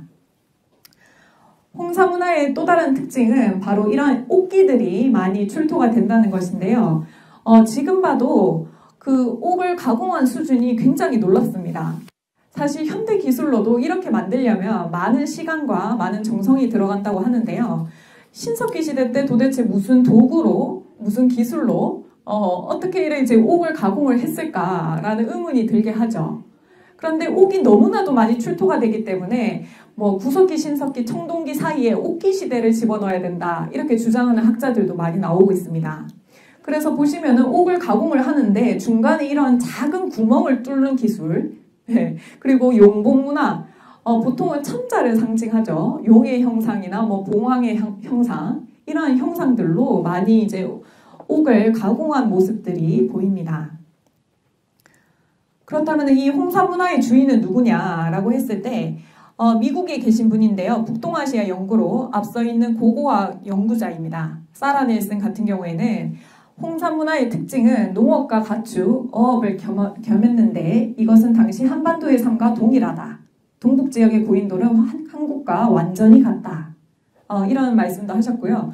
또 홍사문화에는 온돌 형식이 출토가 됩니다. 그 온돌이야말로 또 한국의 고유한 문화다라고 얘기를 하죠. 그거 외에도 홍사문화의 주인이 한국인이다라는 근거는 굉장히 많습니다. 뭐 적석총, 피라밋, 고인돌, 그리고 비파형 동검이라든지 이런 다양한 근거들이 있고요. 이 홍사문화에 대해서도 사실은 대한사랑 이 강의로서 한 파트로서 별도로 다루어질 것을 이제 좀 기대를 해봅니다. 그렇게 이제 이러한 이제 홍사문화의 이제 발굴 사건으로 인해서 중국은 비상사태에 이제 돌입하게 되죠. 왜냐하면은 홍사 문명이 사실은 중국의 문명이 아니다라는 것을 알게 됐고, 그렇다면 우리는 어떤 이제 자세로 임해야 되는가라는 것을 이제 봤을 때는 한민족이 존재하는 한 우리 중국인들은 한국인의 후손이 되며 중국의 영토는 원래 한국인들의 땅이란 주장을 부인할 수 없다. 그렇기 때문에 중국은 더 이상 숨길 수 없는 홍산 문화를 세계 고고학계에 밝혀야 하며, 그때 우리는 어떤 전략으로 임할 것인가 라고 했을 때 중국 문화는 복합 문화다라는 전략으로 임해야 함을 선포한다. 이런 얘기를 했습니다. 이런 얘기를 이제 기반으로 해서 중국이 밀고 있는 게 바로 통일적 다민족 국가론입니다. 그래서 수많은 그 소수민족들이 전부 다 사실은 단일체계, 중국이라는 한 나라에 묶여서 중국 민족이다라고 이제 주장을 하는 것이 중국의 역사관이죠. 그런데 홍산문화라는 것은 사실 우리 배달국 시대 때 주로 배달국 시대 때 그 연대상에 그 관련된 문화라고 생각을 하시면 됩니다. 그래서 신시 개천은 올해로 5918년이고요. 배달국은 18분의 환웅께서 통치를 하셨던 실존했던 나라입니다. 이 배달국은 1565년 동안 지속이 되었죠. 이렇게 해서 우리가 배달의 민족, 배달의 기수라고 해왔던 것이 사실은 실존했던 배달국에서 우리의 역사성을 드러내는 말이었고요. 이 배달국을 이어서 우리가 잘 알고 있는 당군조선이 들어서게 됩니다. 그런데 이 당군조선이 우리 학계에서는 뭐 지금도 신화라고 부정을 하고 있지만 어찌됐건 뭐 당군왕건께서 우리의 국조라면은 이 당군조선을 첫 나라로 생각을 하기 때문에 야, 첫나라인데 그렇게 이제 강성했을 리가 없어. 국가 형태를 갖추었을 리가 없어. 이렇게 생각을 하기 때문에 당군의 모습을 이런 모습으로 주로 그립니다. 많이 보셨죠? 네. 이런 이제 당군의 모습은 교과서에도 실려 있고요. 뭐 언론에서도 이렇게 이제 그려지고 우리의 국조니까 초등학교에 동상을 세울 때도 이러한 모습으로 그립니다. 근데 이 모습을 자세히 한번 보세요. 머리에 띠를 두르고 있고 머리를 길게 늘어뜨리고요. 그리고 항상 나뭇잎 옷을 이렇게 입고 있습니다. 이러한 모습이 이제 통치자의 모습으로 느껴지시나요? 좀 이상하죠? 네. 이러한 모습은 한 국가를 통치하시는 통치자라기보다는 부족장의 모습입니다. 그것이 왜 그러냐면 당군조선 이전에 배달국이라고 하는 국가 형태를 갖춘 나라가 있었다라는 것을 모르기 때문에 이렇게 이제 당군조선을 세우신 당군왕검을 한 부족장처럼 그리고 있는 것이죠. 그래서 우리나라의 어떤 국조라고 얘기를 하면서 국조에 대한 이제 인식을 어떻게 하고 있는가라는 것을 정말 신랄하게 보여주는 단적인 예라고 할 수 있습니다.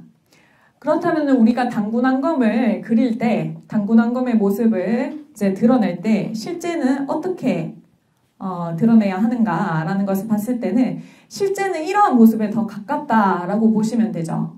통치자의 상징인 면류관을 쓰신 모습, 그리고 이제 이렇게 골룡포, 이렇게 왕의 옷을 입고 좌정하신 모습, 이것이 실제 단군조선이라는 국가를 통치하신, 그리고 배달국을 이은 대제국을 통치하신 그 통치자의 모습과 가깝다라고 말씀드릴 수 있습니다. 그리고 단군조선의 강력은 어떠했는가라는 것을 봤을 때 아까 그 배달국을 이었다고 말씀을 드렸죠. 그렇기 때문에 한반도와 만주 지역, 그리고 지금의 중국의 동부 지역까지 모두 아우르는 단군조선의 강력이 있었습니다.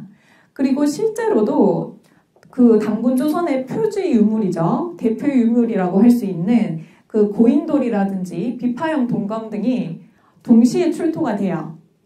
그러니까 이제 단군조선의 표지 유물이 다 출토가 된다. 그러면은 단군조선의 영역으로 볼 수 있겠죠. 그런데 우리나라 역사학자들은 어떻게든 이 한반도를 벗어나는 것을 좀 두려워하나 봅니다. 그래서 이 단군조선의 영역이라고 말을 하지 못하고 어떤 이제 말들을 하냐면 동이족의 분포 지역이었다. 뭐 동이족이 분포했을 뿐 단군조선의 강력은 아니다라고 얘기를 하죠. 그리고 뭐 문화 범위다. 뭐 이런 용어를 쓰기도 하고요. 또 심지어는 고조선의 문명이 요동에서도 출토가 되고 또 평양에서도 출토가 되기 때문에 이제는 뭐 부인할 수 없는 지경에 이르르니까 어떻게 하냐면은 고조선이 중심을 이동했다. 수도를 옮겼다라고 하면서 고조선 중심 이동설을 얘기합니다. 그래서 결국에는 고조선이 요동에서 평양으로 옮겼다. 그렇기 때문에 평양 근교에 있었고 이 한반도를 벗어나지를 못하는 겁니다. 이런 이제 소환사관. 네. 그렇기 때문에 이런 소환사관이 갇혀서 단군조선의 강력도 제대로 이제 밝혀내지 못하고 있는데요. 배달국을 제대로 이었기 때문에 이 강력을 모두 통치를 하고 있었고, 단군조선은 또 새롭게 이제 볼만한 것이 뭐냐면은 국가 경영 체제입니다. 그것이 뭐냐면은 이 넓은 강력을 단군조선은 세 수로 나눠서 다스렸는데요. 그것을 뭐라고 하냐면은 삼한광경제라고 합니다. 만주 지역은 진안이라고 하고요. 한반도는 마한, 그리고 지금의 이 하북성과 산동성, 그리고 이 밑에까지 지금의 중국의 동부 지역을 번안이라고 했습니다. 그래서 진안, 번안, 마한으로 나눴었고 그 중에서도 중심이 된 것은 진안이었습니다. 그래서 진안에 대당군이 계셨고요. 번안과 마한에 부당군을 두는 이러한 삼한광경제로서 국가를 통치했다라고 생각을 하시면 됩니다. 이러한 이제 단군조선의 통치 방식과 문화적인 속성을 많이 계승을 해서 잘 알고 계시는 흉노, 몽고, 그리고 돌궐, 선비 등의 북방민족들이 출현을 하게 되죠. 그래서 흉노 같은 경우에도 우리 단군조선은 각각 대당군, 부당군이 계셨는데 또 좌우로 자연왕, 우연왕이 있었다고 알려져 있습니다. 그래서 흉노 같은 경우에도 자연왕, 우연왕 제도가 있었고요. 그 영토를 나눠서 다스리는 통치 방식, 이런 것들이 북방민족들에게 많은 영향을 주게 됩니다. 그래서 단군조선은 대륙 사만을 가지고 있었다. 예, 대륙을 통치하던 대륙 사만의 시절이 있었다라는 것을 꼭 아셔야 되고요. 이 진안은 이후에 진조선이라고도 불리게 되고, 마한은 막조선, 번안은 번조선이라고도 불리게 되는데, 이러한 대륙 사만의 시절을 모르고 우리는 그 교과서에서 뭐만 배웁니까? 사만이라고 하면 기억나실지 모르겠어요. 남사만만 배웁니다. 기억나시죠? 보시니까. 네, 그 교과서에서는 한강 이남에 있었던 남사만만 계속 얘기를 합니다. 그래서 마한, 진안, 번안이 있었고 이것이 신라백제 가야의 전신이다. 이렇게 이제 가르치는데요. 단군조선에 있었던 대륙사만을 전혀 이제 가르치지 않는 것이죠. 그런데 놀랍게도 남사만만 보더라도 그 이전에 대륙사만이 있었구나 라는 것을 충분히 추측을 할 수 있는데요. 그것을 한번 이제 보여드리도록 하겠습니다. 대륙사만에 이제 있던 사람들이 왜 남사만으로 왔냐 했을 때는 단군조선 시대 때는 이 대륙사만으로 통치를 하고 있었죠. 그런데 삼한광경제가 와해되기 시작합니다. 원래는 진안을 중심으로 해서 각각 이제 통치 권한은 있었어도 그 병권은 나눠 가지지 않았거든요. 병권은 오직 진안에게만 있었습니다. 진안의 대당군에게만 있었는데 이후에 삼한광경제가 와해되면서 병권을 나눠 가지기 시작합니다. 그러면서 권력이 이제 분산되다 보니까 당군조선의 사망 관경제가 와해되게 되고 결국에는 당군조선이 멸망의 길로 들어서게 되는데요. 그러다 보니까 이 대륙에 있던 북쪽에 있던 사람들이 한강 이남에 남쪽으로 몰려 들어오게 됩니다. 망명을 오게 되는 거죠. 그렇게 해서 이제 이 진안에 있던 사람들이 와서 진안이라 하고 또 번안에 있던 사람들이 와서 번안이라고 한 것입니다. 예.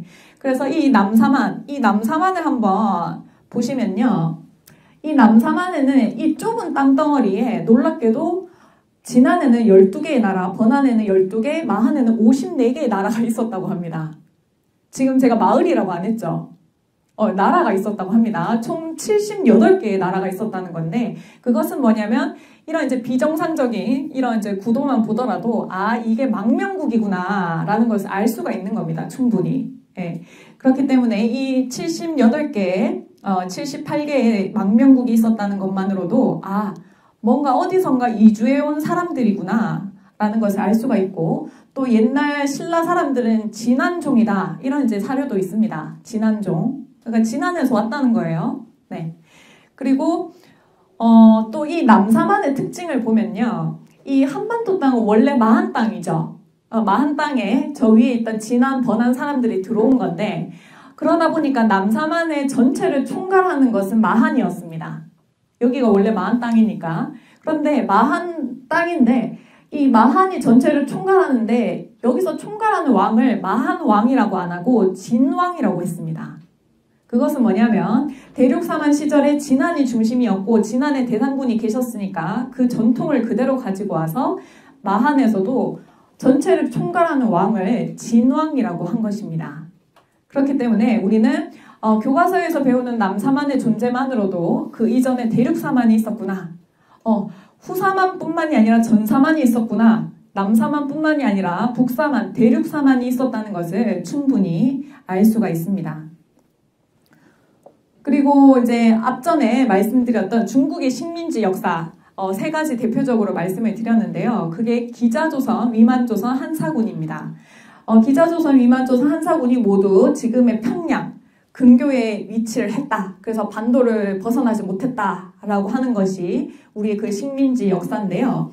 보시면은 당군조선은 이미 여기 진안, 번안, 마한이 있었고 만약에 기자가 이쪽으로 들어오려고 하면은 번안과 진안을 거쳐서 마한 땅으로 들어오는 격이거든요. 그리고 당군조선은 중심이 진안이라고 말씀을 드렸습니다.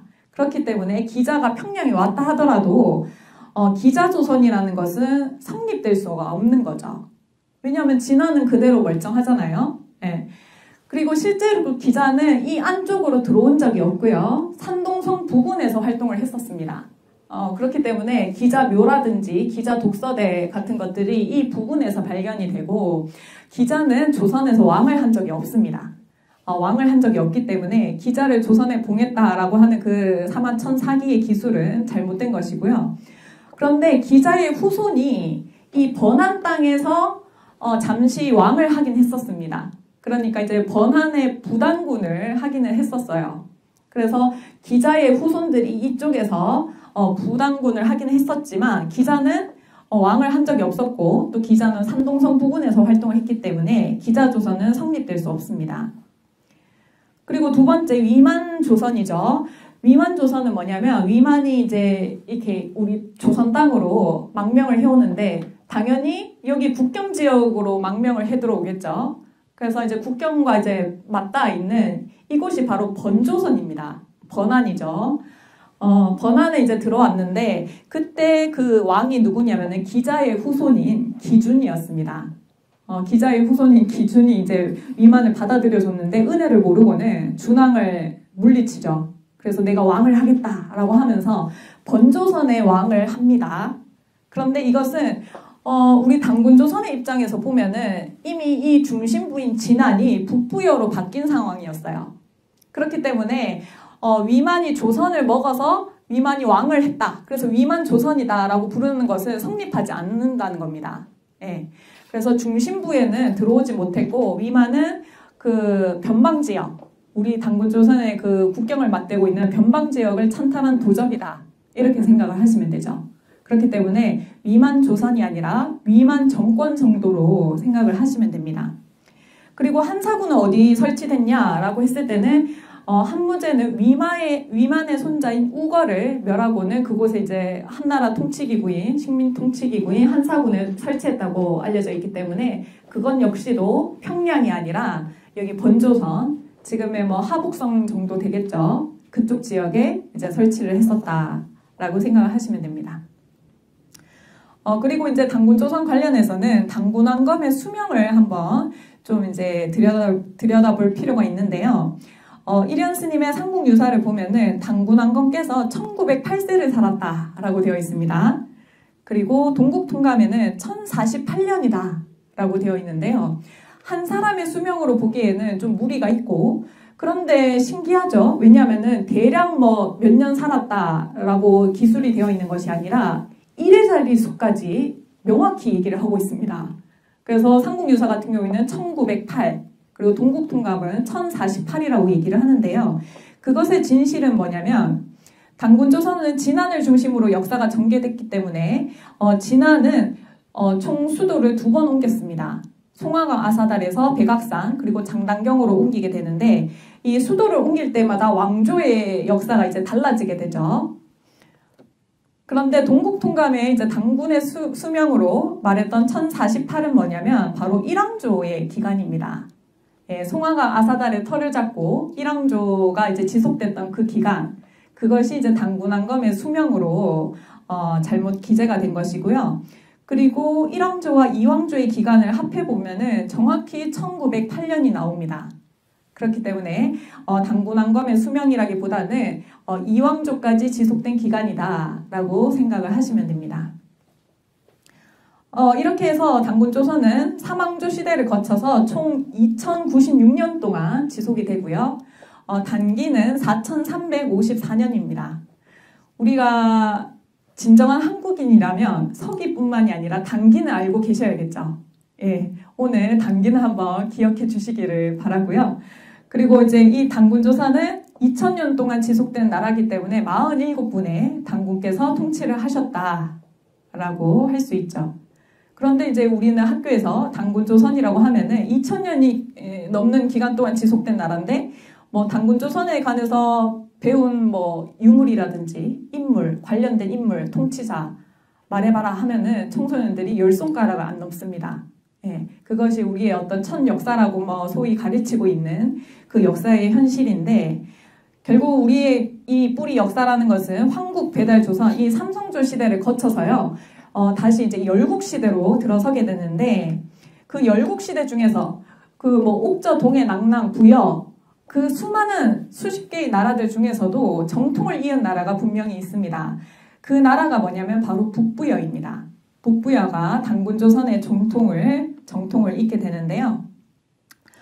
이 북부여라는 나라는 바로 해모수께서 이제 건국하신 나라입니다.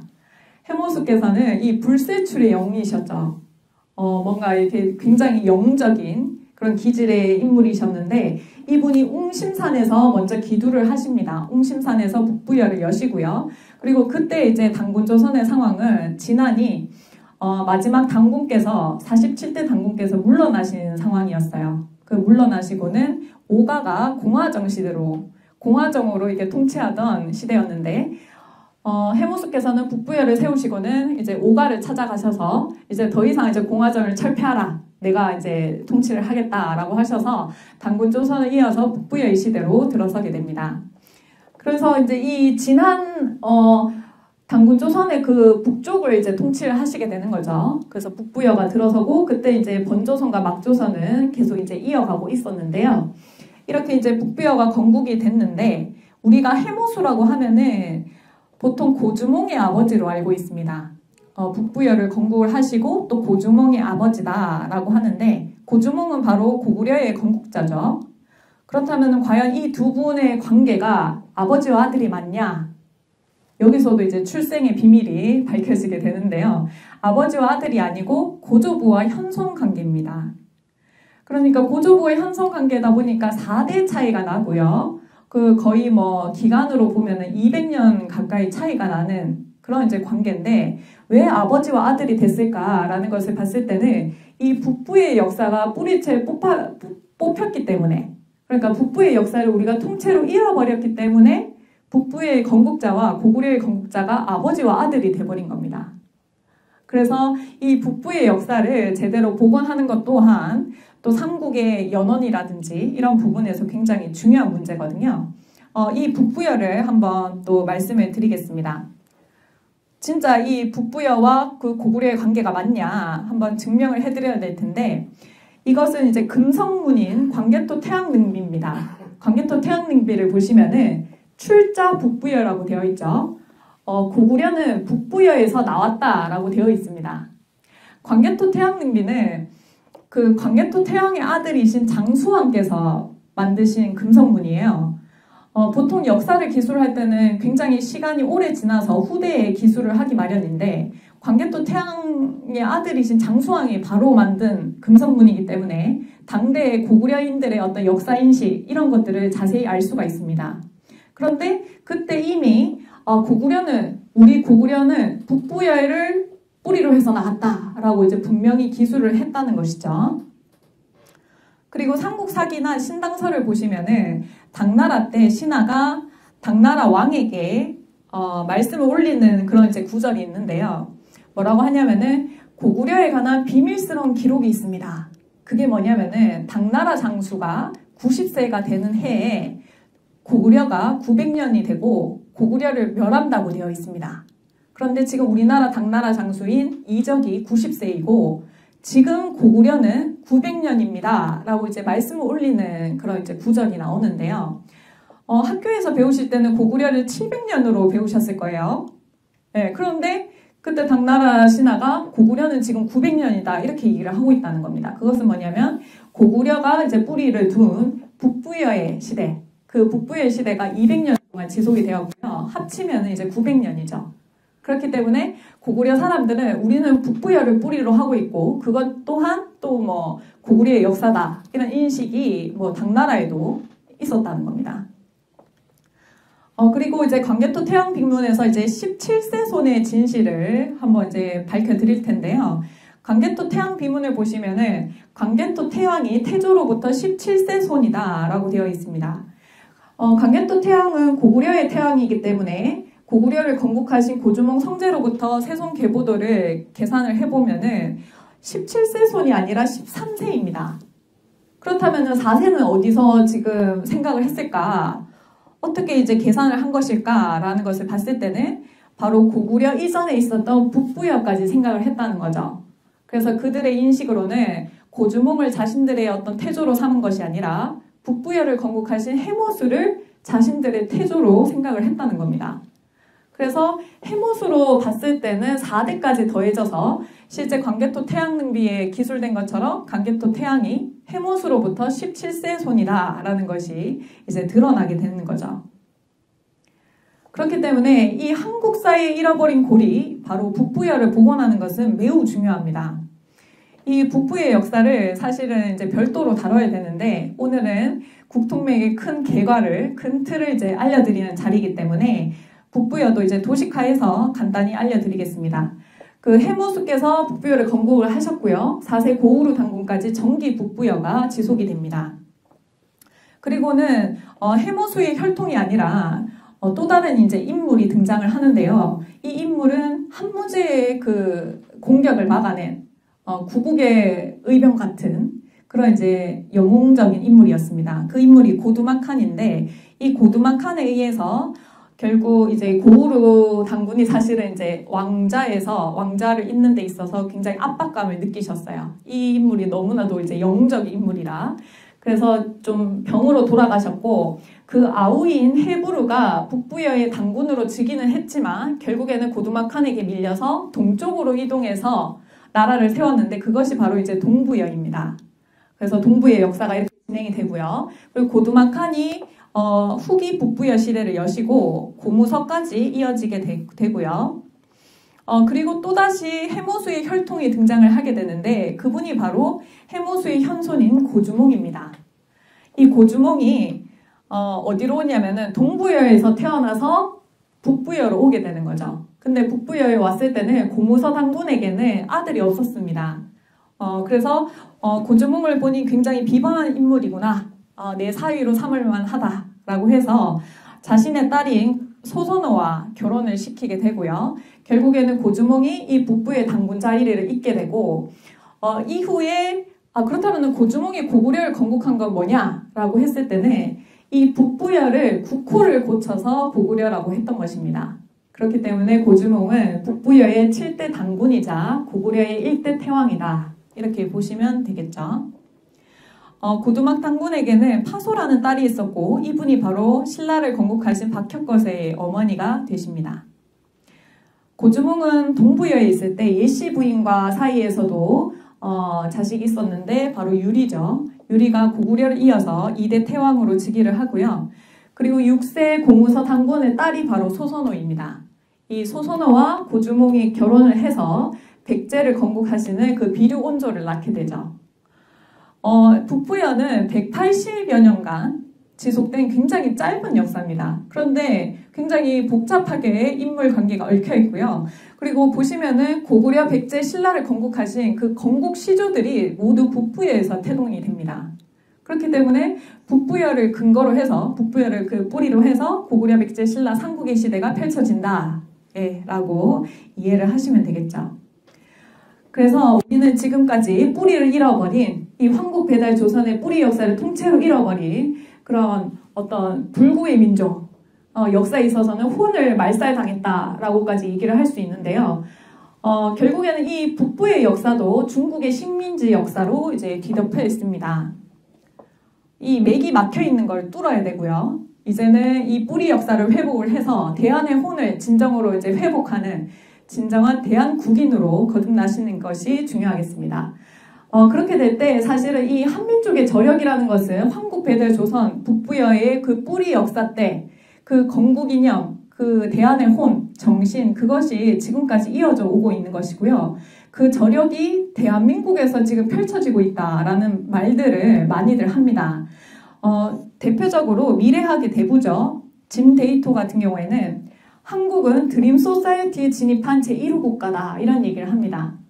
드림 소사이어티는 뭐냐면은 정보화 사회 다음에 뭔가 꿈과 이미지, 어떤 심성을 울리는 그런 이제 심성을 자극하는 그런 것으로 이제 많은 사람들을 움직이는 것을 얘기를 하는데요. 이미 전 세계적으로 한류의 열풍이 대단합니다. 코리안 웨이브라고 해서 지금 뭐 오징어 게임, 그거 모르면은 이제 전 세계인이 아니죠. 오징어 게임뿐만이 아니라 BTS도 그렇고 지금 K-팝 요즘에는 웬만하면 다 K자를 붙입니다. 방역도 K-방역, 교육도 K-교육, K-음식 그럴 정도로 한류가 지금 전 세계를 굽이치고 있습니다. 그러한 힘은 도대체 어디서 나오냐, 이런 역사의 흐름이 어떻게 가능하냐라는 것을 봤을 때는 요즘에는 흔히들 일반 국민들이 많은 이런 이제 말들을 하는데요. 김구 선생의 나의 소원을 많이 말합니다. 김구 선생께서 꿈꿨던 오직 내가 갖고 싶은 것은 높은 문화의 힘이다 라고 하신 말씀의 의미를 요즘에서야 알게 됐다. 이런 얘기들을 많이들 하시거든요. 그런데 그 김구 선생의 나의 소원을 자세히 보시면은 사실 우리가 지금 접하고 있는 음악이라든지 드라마 이런 문화들 외에도 사실 김구 선생께서 실제로 말씀하신 거는 정신문화의 힘입니다. 김구 선생께서는 모든 국민들이 성인이 되는 그러한 나라를 꿈꾸셨거든요. 그래서 한 개인이 성인이 되는, 그래서 나는 그 높은 정신문화의 힘, 그것을 믿고 그것을 한없이 갖고 싶다, 이런 말씀을 하셨습니다. 그래서 이런 이제 대한민국의 저력, 9,000년 역사를 가능하게 한 대한민국의 그 정신은 뭐냐라는 것을 봤을 때는 우리의 건국 이념으로 살펴볼 수가 있습니다. 한민족의 건국 이념은 성통광명, 그리고 제세이화, 홍익인간이라고 말씀드릴 수 있는데요. 성통광명이라는 것은 본성을 통해서 광명해져라. 인류 최초의 나라가 황국이라고 말씀을 드렸잖아요. 환한 나라, 환조. 그러니까 밝음을 지향했습니다. 고대인들도. 그래서 우리는 밝은 민족이다, 밝은 존재다 라고 해서 내적 수양을 통해서 밝음을 회복하는 그런 이제 문화가 있었고요. 그리고 제세이화, 세상에 머물면서 이치로서 진리로서 세상 사람들을 도와주고 교화시켜라, 이런 이제 가르침이 있었습니다. 그래서 이 현실을 떠나 있지 않았다는 거죠. 현실을 떠나서 그 피안의 세계를 추구했던 것이 아니라 이 현실 속에서 발을 디디고 사람들을 잘 살게 하는 그러한 가르침을 추구했습니다. 그리고 홍익인간, 널리 인간을 이롭게 하라. 이 얼마나 좋습니까? 좋은 것을 우리가 독식하는 것이 아니라 우리가 좋은 것을 다른 사람에게도 주고 모두가 함께 잘 사는, 지금 뭐 정치인들이나 뭐 문화계에서 늘 입에 달고 하는 얘기가 뭐냐면은 상생입니다. 예. 그러니까 모두 내가 잘 되면 너도 잘 되고, 근데 그것이 바로 이제 홍익인간의 정신이라는 거죠. 그래서 요즘에는 뭐 선한 영향력 이런 말도 얘기를 많이 하는데요. 그런 것들이 다 홍익인간의 정신이다라고 생각을 하시면 됩니다. 그래서 이러한 이제 건국 이념을 가지고 우리는 국가를 세웠고 나라를 이어왔다라는 것이죠. 그런데 이러한 이제 놀라운 그 건국 이념을 가지고 역사가 시작된 나라는 흔치 않습니다. 보통은 타민족을 배척하고 원주민을 몰아내고 그러면서 세력이 강력해지면서 그쪽에 털을 잡고 역사를 열게 되지, 이러한 놀라운 그런 가치를 지닌 이 역사, 건국 이념을 가지고 시작한 민족은 흔치 않다는 것이죠. 이러한 이제 9,000년 역사를 가능하게 한 한민족의 정신, 이것을 이제 수양을 하면서 또 문무를 겸비한 인재 집단들이 있었는데요. 그분들이 바로 배달국의 삼낭입니다. 예, 이것이 이제 낭도 문화의 첫 시작이다, 이렇게 볼 수 있는데요. 낭도하시면은 이제 조금 많이 들어보셨을 그 낭도 문화가 있습니다. 바로 신라의 화랑. 네, 화랑은 많이 들어보셨죠? 네. 신라가 상대적으로 약체였는데, 신라가 결국에는 뭐 삼국을 통일하게 된 그 저력이 어디서 왔냐라고 했을 때는 화랑의 문화를 많이 얘기합니다. 그것처럼 화랑의 문화의 뿌리에는 한민족의 첫 시작인 배달국의 삼낭의 문화가 있었는데요. 이분들은 유계를 닦았다. 뭐 글쓰기, 말타기, 뭐 활쏘기, 그리고 여러 가지 이제 방면에서 문무를 겸비한 그런 이제 인재 집단이었다라고 얘기를 하는데요. 환인, 환웅, 당군은 우리가 성인 지치로 얘기를 하고 있습니다. 그러니까 이제 성인의 위격을 가지신 분들이 실제 정치 권력을 가진, 정치 권력을 이제 쓰는 그러한 형태의 이제 통치자 분들이셨는데, 그분들뿐만이 아니라 그분을 제대로 보좌하는, 보필하는 그런 인재 집단이 나라의 역사를 이끌었다는 것입니다. 그것이 낭도 문화의 맥인데요. 낭도 문화는 배달국 때 삼낭을 뿌리로 해서 고조선에는 국자랑, 그리고 북부여에는 천왕랑, 고구려에는 조의선인, 백제에는 무절, 그리고 우리가 잘 알고 있는 신라의 화랑까지 낭도의 그 문화맥이 계속해서 이어지게 됩니다. 그런데 이제 조선시대 때는 사실 조금 명맥이 희미해진 건 사실입니다. 조금 약간 선비 문화로 흐르게 되는데, 그러면서 사실 우리가 나라를 한번 잃어버렸죠. 예, 나라를 빼앗겼죠. 그것이 바로 나라를 지탱하는 이런 이제 인재 집단이